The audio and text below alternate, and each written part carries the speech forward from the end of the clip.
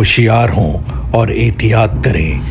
اس programme میں ایسے واقعات کا تبصرہ کیا گیا ہے جو بچوں کے لیے بالکل ہی نامناسب ہے۔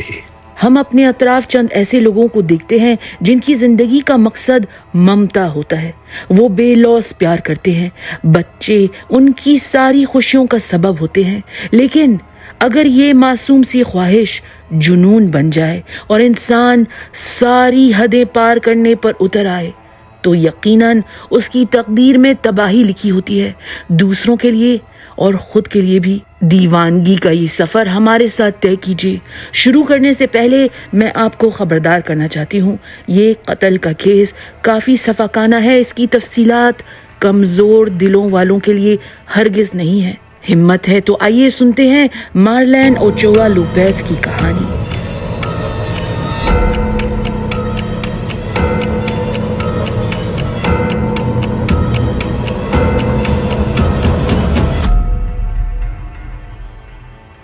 سان لوئس ڈی لا لوما، میکسیکو، 16 نومبر 1999 مارلین کی پیدائش کا دن تھا۔ وہ ماں راکیل اوریستگی، باپ ارنولفو اوچوا کی پہلی اولاد تھی۔ جب مارلین 2 سال کی تھی تو والدین امریکہ منتقل ہو گئے، شکاگو الینوائے میں، جہاں اس کے 3 بہن بھائی پیدا ہوئے۔ والدین چاروں بچوں کو اچھا لائف سٹائل دینا چاہتے تھے، لیکن وہ پڑھے لکھے نہیں تھے۔ دونوں کی معمولی نوکری سے گزارا ہوتا تھا۔ کیونکہ مارلین بچوں میں سب سے بڑی تھی، وہ بہن بھائیوں کی دیکھ بھال کرتی تھی، انہیں کھانا کھلانا، کپڑے پہنانا، اسکول کے لیے تیار کرنا۔ یہی وجہ تھی کہ وہ وقت سے پہلے میچور ہو گئی تھی، اپنی ساری ذمہ داریاں بخوبی سے نبھاتی تھی۔ وہ ذہین تھی، اسکول کے ٹاپ سٹوڈنٹس میں اس کا نام شامل تھا۔ اس کے بڑے خواب تھے، وہ گلوکار یعنی کہ سنگر بننا چاہتی تھی، کبھی کہتی تھی کہ وہ فیشن ڈیزائنر بننا چاہتی تھی۔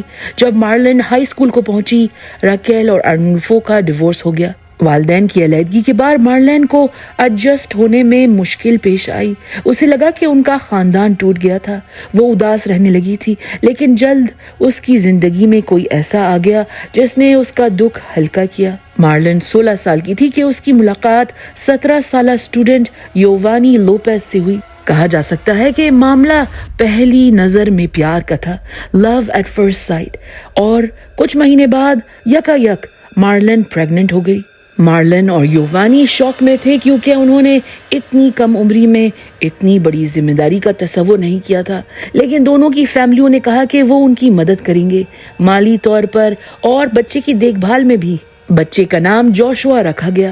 کچھ عرصے تک مارلین اور یووانی نے پیسے جمع کیے اور سن 2016 میں انہوں نے ایک گھریلو تقریب میں شادی کر لی۔ اپریل 2019 مارلین اور یووانی کا بیٹا جوشوا 3 سال کا ہو گیا تھا اور مارلین پھر سے پریگننٹ تھی۔ پریگننسی کا 9واں مہینہ چل رہا تھا۔ بیبی کی ڈیو ڈیٹ 10 مئی تھی اور اس دفعہ بھی بیٹا ہونے والا تھا۔ مارلین کی روزمرہ کی زندگی میں بہت ساری مصروفیات تھیں، لیکن اس نے اپنی تعلیم چھوڑی نہیں تھی۔ وہ شکاگو کے لاٹینو یوتھ ہائی اسکول میں پڑھائی مکمل کر رہی تھی۔ یہ سب صرف اس لیے ممکن تھا کیونکہ اس کا خاندان ہمیشہ کی طرح اس کے ساتھ کھڑا تھا۔ وہ روزانہ کئی بار والدین سے فون پر بات کرتی تھی۔ فیملی اس کے لیے بہت معنی رکھتی تھی، خاص طور پر اس کی ماں راکیل اور سوتیلا باپ، جنہوں نے اس سے کہا تھا، مارلین، بچہ پیدا ہونے کے بعد کچھ عرصے کے لیے تم لوگ ہمارے پاس آ کر رہ لینا، ہم سب مل کر تمہاری اور بچوں کی دیکھ بھال کر لیں گے۔ 23 اپریل 2019 ٹیوزڈے کا دن تھا اور معمول کے مطابق مارلین نے جوشوا کو ڈے کیئر میں چھوڑا اور پھر وہ اسکول چلی گئی۔ صبح کے 10:40 پر اس نے شوہر یووانی کو ٹیکسٹ میسج بھیجا۔ وہ کہہ رہی تھی، شاید بیبی آج کل میں پیدا ہو جائے گا، مجھے لگتا ہے کہ میرا لیبر شروع ہونے والا ہے۔ یووانی نے کہا، ہاسپٹل جانا ہوگا، میں تمہیں لینے آ جاتا ہوں۔ مارلین نے جواب دیا، نہیں، ابھی تھوڑا انتظار کر کے دیکھتی ہوں۔ عام دنوں کلاس ختم ہونے کے بعد مارلین اپنے بیٹے کو ڈے کیئر سے لے کر گھر جاتی تھی، لیکن جب جوشوا کو لینے کوئی نہیں آیا تو ڈے کیئر ورکرز نے پہلے مارلین کو کال کی۔ مارلین نے فون نہیں اٹھایا تو انہوں نے یووانی کو کال کی۔ ڈے کیئر والوں کی بات سن کر یووانی فکر مند ہوا۔ مارلین ٹائم کی پابند تھی، کہیں ایسا تو نہیں تھا کہ اس کی طبیعت خراب ہو گئی تھی۔ یووانی نے راکیل سے رابطہ کیا اور اسے سارا قصہ سنایا۔ راکیل بھی پریشان ہوئی۔ دراصل مارلن کی دوسری پریگننسی کافی مشکل رہی تھی۔ 5 مہینوں تک مارلن کو متلی، نوزیا اور الٹیاں ہوئی تھی۔ وہ پہلے سے نازک دبلی پتلی تھی، اب تو وہ مزید کمزور ہو گئی تھی۔ راکیل کو ڈر تھا کہ کہیں مارلن ہاسپٹلائز تو نہیں ہو گئی تھی۔ مارلن کی فیملی نے شہر کے ہاسپٹلز کو کال کی، مگر مارلن کے نام کی کوئی بھی پیشنٹ وہاں نہیں تھی۔ راکیل نے سوچا کہیں مارلن ہاسپٹل میں بے ہوشی کے عالم میں تو ایڈمٹ نہیں ہوئی اور کوئی بھی اس کا نام نہیں جانتا ہو۔ راکیل اور اس کے شوہر نے خود ہر ایک ہاسپٹل کے ایمرجنسی وارڈ کا چکر لگایا، لیکن مارلن پھر بھی نہیں ملی۔ ہار مان کر وہ پولیس اسٹیشن گئے گمشدگی کی رپورٹ لکھوانے کے لیے، لیکن افسران نے انہیں واپس لوٹا دیا۔ کہا کہ مارلن 19 سال کی تھی، وہ اپنی مرضی کی مالک تھی، کہیں بھی جا سکتی تھی۔ 72 گھنٹے گزرنے کے بعد رپورٹ لکھوانے واپس آ جائیں۔ دوستوں، ایک اہم بات بتانا چاہتی ہوں کہ مارلن کی فیملی کو انگریزی نہیں آتی تھی۔ ہاں، وہ کافی سال سے امریکہ میں رہ رہے تھے، لیکن ایسے بہت سارے امیگرینٹس ہوتے ہیں جو ایسی نوکریاں کرتے ہیں جہاں زبان بولنے کی ضرورت نہیں پڑتی، جیسے فیکٹری کا کام، مزدوری کی نوکری یا مینول لیبر۔ اپنے فارغ وقت میں وہ اپنے لوگوں میں اٹھتے بیٹھتے ہیں، اپنی برادری میں دوستیاں کرتے ہیں، ٹی وی پر اپنی زبان کے ڈرامے، موویاں دیکھتے ہیں۔ مارلن کی فیملی کو بالکل سرسری انگریزی آتی تھی اور پولیس افسران کو اسپینش بالکل بھی نہیں۔ بہرحال مارلن کی فیملی نے اسے ڈھونڈنے کی ہر کوشش کی۔ انہوں نے مسنگ پرسن فلائر چھاپ کر تقسیم کیے، ہر جگہ چپکائے، سوشل میڈیا اور فیس بک کے گروپس میں اس کی گمشدگی کے بارے میں پوسٹس لکھے اور پھر پولیس میں آفیشیل رپورٹ بھی لکھوائی۔ عموماً جب بھی کوئی عورت غائب ہوتی ہے تو پولیس افسران کی شک سے بھری نظریں اس کے شوہر، بوائے فرینڈ یا اس کے ایکس کی طرف ہوتی ہے۔ ڈیٹیکٹیوز کے لیے یووانی ٹاپ سسپیکٹ بن گیا تھا، کیونکہ جب راکیل اور اس کے شوہر سے پوچھ گچھ ہوئی تھی تو انہوں نے ترجمان کے ذریعے پولیس کو بتایا تھا کہ ان کی بیٹی اور داماد کے درمیان مسئلے چل رہے تھے۔ یووانی دن اور رات کام کرتا تھا، مارلن اور اس کے درمیان ٹینشن تھی، دونوں چڑچڑے ہو گئے تھے، لڑتے جھگڑتے تھے۔ پولیس نے یہ بات پکڑ لی۔ کیا پتا یووانی مارلن سے تنگ آ گیا تھا اور اس نے غصے میں آ کر اپنی بیوی کو قتل کر دیا۔ یووانی کو کئی بار پوچھ گچھ کے لیے تھانے بلایا گیا اور آخرکار اسے پالی گراف ٹیسٹ دینے پر مجبور کیا گیا۔ یووانی نے لائی ڈیٹیکٹر ٹیسٹ آسانی سے پاس کر لیا، لیکن جیت محسوس کرنے کے بجائے اسے لگا کہ وہ ہار گیا تھا۔ ایک تو اس کے سسرال والے اس پر شک کر رہے تھے، دوسری بات یہ تھی کہ ڈیٹیکٹیوز مارلن کو تلاش کرنے کی پوری کوشش نہیں کر رہے تھے، وہ اس کیس پر سنجیدگی سے کام نہیں کر رہے تھے۔ یہ صورتحال دیکھ کر مارلن کے سگے باپ ارنولفو نے ایک پرائیویٹ انویسٹیگیٹر کی مدد حاصل کی۔ اگلے دنوں مارلن کی فیملی سے کافی لوگوں نے رابطہ کیا۔ ایک عورت سامنے آئی جس نے بتایا کہ اس نے حال ہی میں مارلن کو والمارٹ دکان میں خریداری کرتے ہوئے دیکھا تھا، پر جب اس والمارٹ کے سی سی ٹی وی کیمرے چیک کیے گئے تو معلوم ہوا کہ وہ لڑکی مارلن نہیں تھی۔ پھر راکیل کو ایک شخص کی طرف سے انونیمس فون کالز موصول ہوئے۔ آدمی نے کہا ڈرگ کارٹیل نے مارلن کو اغوا کر لیا ہے، اگر رینسم کی رقم جلد ہم تک نہیں پہنچی مارلن کو سیکس ٹریفکنگ کے لیے بیچ دیا جائے گا۔ تحقیقات سے پتہ چلا کہ فون کالز جھوٹی تھی، فراڈیا آدمی انہیں دھوکے سے لوٹنا چاہتا تھا۔ دیکھتے دیکھتے مارلن کی گمشدگی کو 9 دن گزر گئے۔ 3 مئی 2019 مارلن کی فیملی نے پریس کانفرنس رکھی۔ یووانی نے جوشوا کو گود میں لیا ہوا تھا اور اس نے ترجمان کی مدد سے کہا ہم مارلن کے لیے پریشان ہیں، وہ پریگننٹ ہے، اسے میڈیکل اٹینشن چاہیے ہوگی، لگتا ہے کہ اسے اس کی مرضی کے خلاف کہیں رکھا جا رہا ہے، مارلن کو گھر واپس لانے میں مدد کریں۔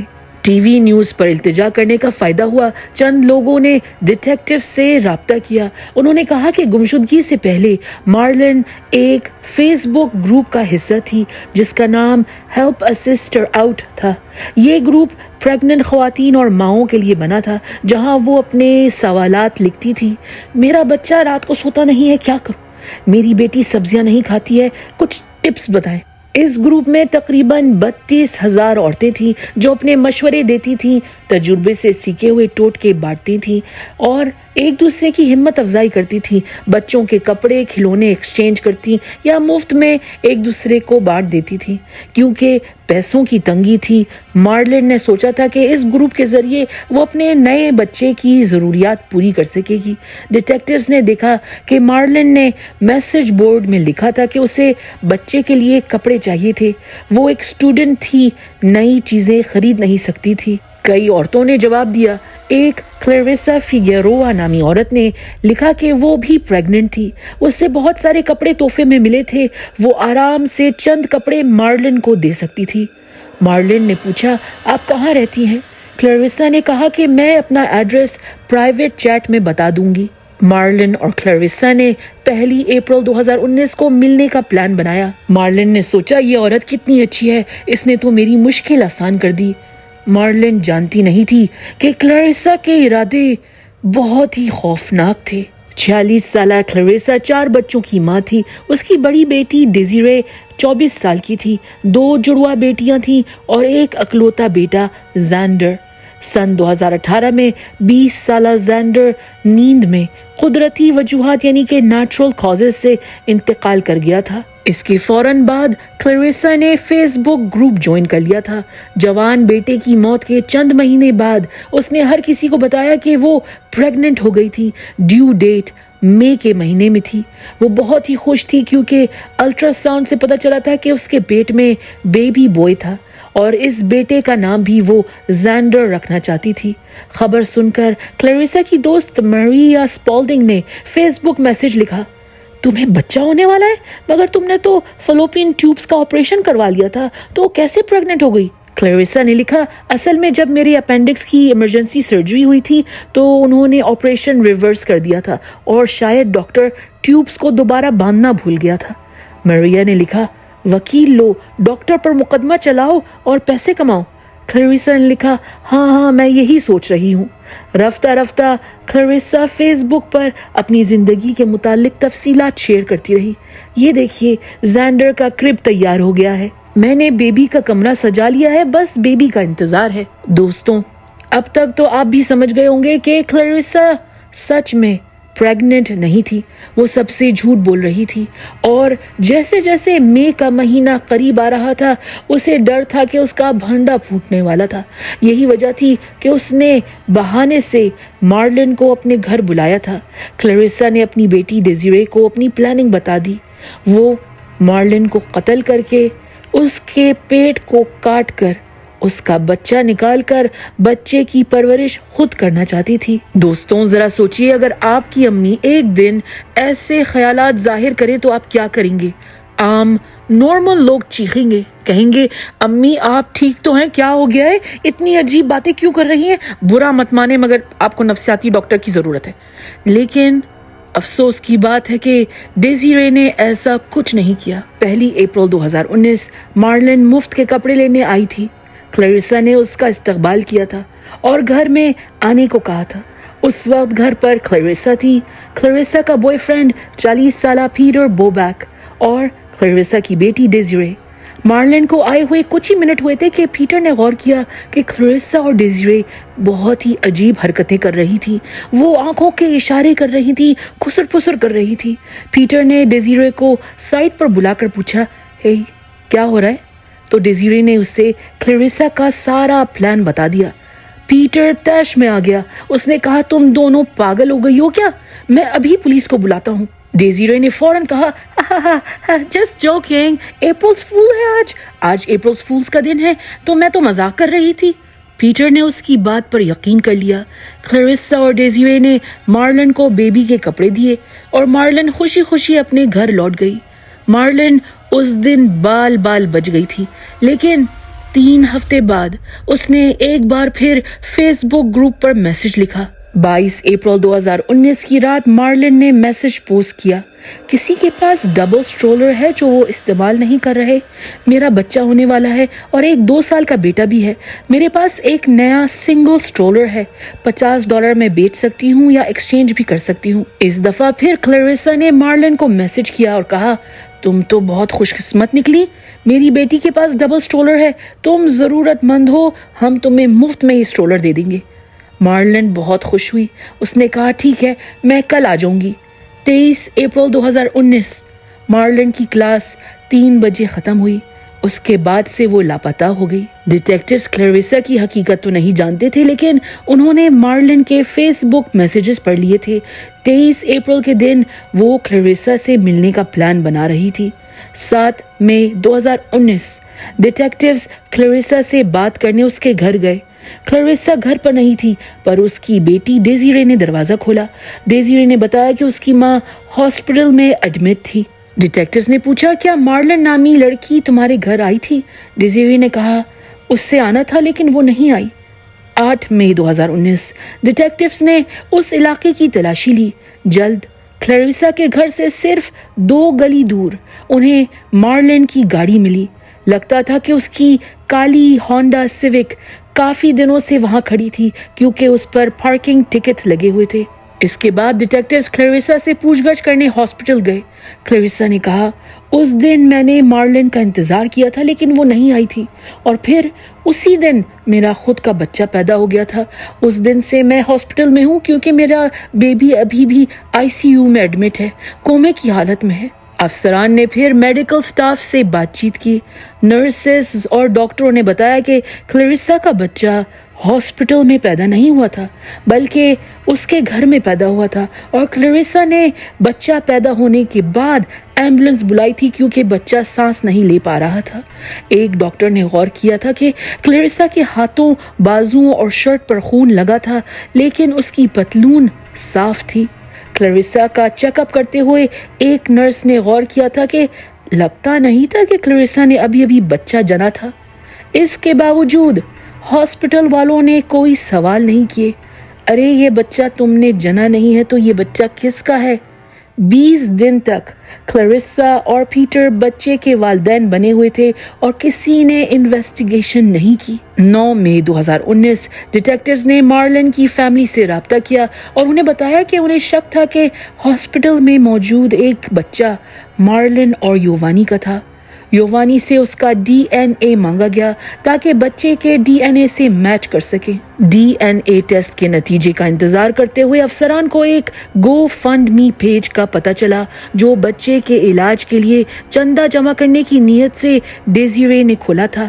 پیٹر اور کلیریسا نے بھی اپنے فیس بک پر بچے کی تصویریں شیئر کی تھی اور GoFundMe کا لنک بھی ڈالا تھا. پیٹر نے لکھا تھا میرا بیٹا ہمت والا ہے, اتنے عرصے سے لڑ رہا ہے لیکن لائف سپورٹ پر ہے, برین ڈیڈ ہو چکا ہے. 14 مئی 2019 DNA ٹیسٹ کا رزلٹ آ گیا. ICU میں بچہ کلیریسا کا نہیں تھا. بچے کا DNA یووانی سے میچ کرتا تھا. ڈیٹیکٹیو سرچ وارنٹ کے ساتھ کلیریسا کے گھر گئے. انہوں نے دیکھا کہ پیٹر بیک یارڈ میں ایک قالین کو دھو رہا تھا. اس کے ہاتھ میں بلیچ کی بوتل تھی. بیک یارڈ کے فائر پٹ میں جلے ہوئے کپڑوں کا ڈھیر تھا. افسران نے گھر کی تلاشی لی. لیونگ روم, باتھ روم اور ہال وے میں خون کے دھبے ملے. ہر جگہ کیمیکلز کی بدبو آ رہی تھی. ڈیٹیکٹیوز نے کلیریسا, ڈیزیرے اور پیٹر کو گرفتار کر لیا اور گھر کی تلاشی جاری رکھی. جلد انہوں نے بیک یارڈ سے ایک بھیانک دریافت کی. ایک گاربیج کین کھولا تو مارلن کی لاش ملی, کالے گاربیج بیگ میں ٹھسی ہوئی. اس کی گردن پر کیبل تار لپٹا ہوا تھا. اس کا پیٹ چیرا گیا تھا. مارلن کے قتل کی خبر نے صرف اس کی فیملی ہی نہیں سارے شہریوں کو ہلا کر رکھ دیا تھا. وہ صرف 19 سال کی تھی. اس پہ کیا گزری ہوگی. بڑی تعداد میں لوگوں نے کلیریسا کے گھر کے سامنے مارلن کی یاد میں پھولوں, غباروں اور سٹف ٹوائز کی بھرمار چھوڑ دی. اسی دن رنجیدہ دلوں کے ساتھ مارلن کے رشتہ دار اس کے بچے کو گود میں لے سکے. افسوس کہ ڈاکٹرز پر امید نہیں تھے. بچے کے ٹھیک ہونے کے امکانات بہت کم تھے. 19 مئی 2019 شکاگو کے آرٹسٹ ملٹن کوروناڈو کو مارلن کے اعزاز میں ایک میورل پینٹ کرنے کا موقع دیا گیا. 25 مئی 2019 مارلن کا فیونرل طے پایا. ہال سفید اور گلابی پھولوں سے سجایا گیا تھا. اس کے تابوت کے پاس اس کی تصویر رکھی گئی تھی. تصویر 3 سال پہلے اس کی شادی کے دن کھینچی گئی تھی. پادری نے چیپل سروس دونوں زبانوں میں ادا کی, انگریزی اور ہسپانوی میں. मार्लिन के चाहने वालों ने सफेद टी शर्ट्स पहनी हुई थी जिन पर मार्लिन का मुस्कुराता हुआ चेहरा छापा गया था। फ्यूनरल के 3 हफ्ते बाद 14 जून 2019 मार्लिन और योवानी का बेटा इंतकाल कर गया। बच्चे का नाम योवानी जेडियल लोपेज रखा गया था, जैसे मार्लिन ने सोच रखा था। छोटे योवानी जेडियल को उसकी मां के करीब दफन किया गया। आर्टिस्ट मिल्टन ने जाकर म्यूरल में इजाफा किया। मार्लिन की पेंटिंग के दाएं जानिब उसने योवानी जेडियल की तस्वीर बनाई। जनवरी 2024 क्लैरिसा फिगेरोआ का मुकदमा शुरू हुआ। डेज़िरे ने अपनी मां के खिलाफ गवाही दी। उसने बताया कि क्लैरिसा को बेटे एक्सेवियर की मौत के बाद बच्चा पैदा करने का जुनून हो गया था। क्योंकि वो खुद प्रेग्नेंट नहीं हो सकती थी, उसने किसी और का बच्चा चोरी करने का सोचा और यही वजह थी कि उसने फेसबुक ग्रुप ज्वाइन किया था। क्लैरिसा ने मार्लिन की गुर्बत और उसकी मासूमियत का फायदा उठाया था। 23 अप्रैल 2019 के दिन जब मार्लिन क्लैरिसा के घर में दाखिल हुई थी तो डेज़िरे ने उसे लिविंग रूम में सोफे पर बिठाया था और उसे अपने भाई एक्सेवियर का फोटो एल्बम दिखाकर मशगूल किया था, डिस्ट्रैक्ट किया था। मार्लिन तस्वीरें देख रही थी कि क्लैरिसा ने उस पर पीछे से हमला किया, उसकी गर्दन पर केबल तार लपेटा और उसका गला घोटना शुरू किया। मार्लिन ने अपनी जान बचाने के लिए केबल और गर्दन के बीच अपनी उंगलियां फंसा ली तो क्लैरिसा ने डेज़िरे को चीख कर कहा, क्या तमाशा देख रही हो, मेरी मदद करो। मां की डांट खाकर डेज़िरे ने मार्लिन के दोनों हाथ खींचकर जकड़ लिए और क्लैरिसा उस बेचारी का गला घोंटती गई। हत्ता के 4-5 मिनट गुजर गए और जब जाकर मार्लिन ने दम तोड़ दिया। क्लैरिसा भागकर किचन से बुचर नाइफ लेकर आई। क्योंकि वो सर्टिफाइड नर्सिंग असिस्टेंट रह चुकी थी, उसे अंदाजा था कि विक्टिम का पेट कैसे काटना चाहिए ताकि बच्चे को चोट न लगे। चीर फाड़ करके उसने बच्चा मार्लिन के पेट से निकाला तो वो सांस नहीं ले रहा था। क्लैरिसा ने जल्दी जल्दी मार्लिन की लाश बैकयार्ड में छुपाई और डेज़िरे ने 911 डायल किया। क्लैरिसा ने बच्चे को चादर में लपेटा। माँ बेटी बच्चे को लेकर बाहर चली गई एम्बुलेंस का इंतजार करने के लिए। पुलिस और पैरामेडिक्स के आने तक बच्चा नीला पड़ गया था।